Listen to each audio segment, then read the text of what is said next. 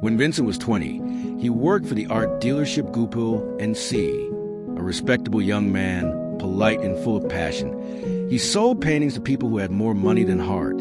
Vincent traveled between London, Paris, and Brussels, maintaining a respectable job and a respectable life.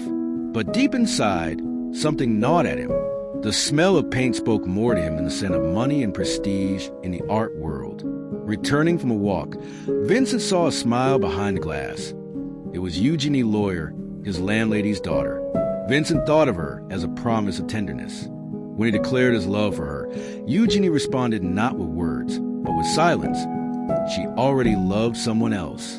And at that moment, somewhere between shame and heartbreak, something broke within Vincent. Not his hope, but his anchor in life. Vincent turned away from the art trade. He no longer saw profit, but truth. He wanted to become a minister, a man who brought comfort where life was raw. Not a merchant of paintings and a life of luxury, but a life-filled light. But words are stubborn things. The teachings of the church were too strict and very cold, too formal for Vincent. Vincent, who wanted to believe with all his being, could not believe according to the rules of the church and the faith. Vincent arrived in Borinage, Belgium, in December 1878 as a Protestant evangelist and would stay there for over 2 years. Borinage is heavily mined, and life there is dark and hard.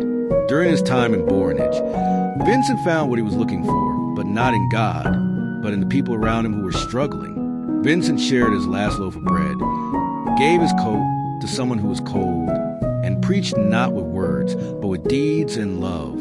The church found him too radical, which is always a polite way of saying too human. Ultimately, the church sent him away. In that loss, in that silence, something new grew, not the faith of books, but of images. There, in the dust of the mines, Vincent found his voice.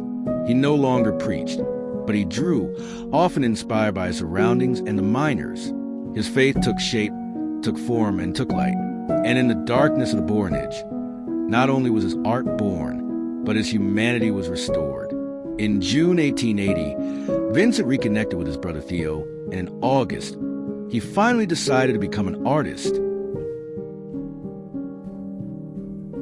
This marked the beginning of the journey of a man who didn't learn to speak to the world, but learned to see it with his own eyes.